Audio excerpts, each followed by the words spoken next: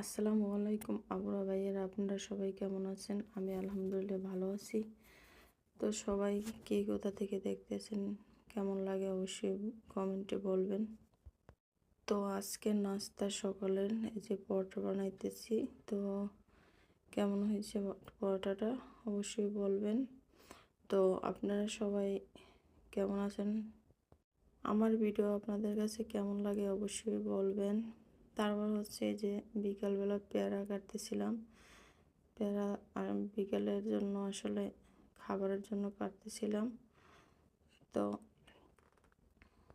পেয়ারাটা দেখতে যেরকমের খাইতে ঠিকই সেরকমের স্বাদ মিষ্টি ছিল। আমার ভিডিও আপনাদের কাছে কেমন লাগে এবং আমার কোনো ভুল ত্রুটি হয় কিনা অবশ্যই বলবেন।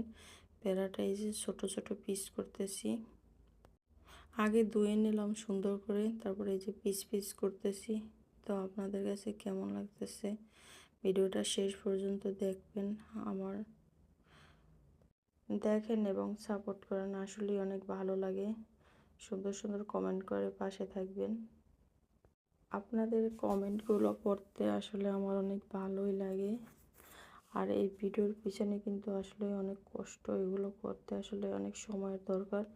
তো দিন শেষে আপনারা সুন্দর সুন্দর কমেন্ট করলে আসলে অনেক ভালো লাগে, কার না ভালো লাগে বলেন। তো এই পেয়ারাগুলো সব কেটে নিলাম ছোট ছোট পিস করে।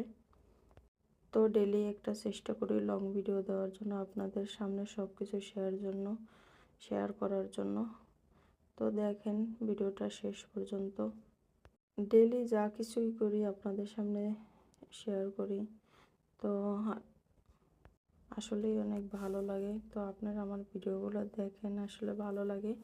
তো এই যে পেয়ারাগুলো কাটা প্রায় শেষ।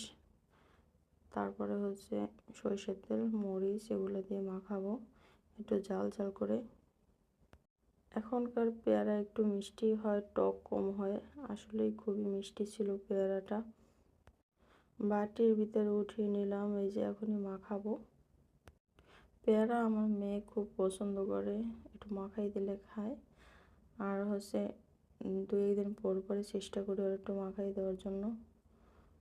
তো আপনাদের কাছে কেমন লাগে অবশ্যই বলবেন। ডেলি যা কিছুই করি সব কিছুই আপনাদের সামনে শেয়ার করার চেষ্টা করি। তো আপনারা দেখবেন অবশ্যই কেমন লাগে সেটাও বলবেন। এই যে মাখানো শেষ। সব সময় চেষ্টা করি ভালো কিছু দেওয়ার জন্য। তো আপনাদের কাছে কেমন লাগলো অবশ্যই বলবেন। তো আমার পেয়ারাটা কাটা কোটা শেষ, এখন খাবো। তো আপনারা সবাই সুস্থ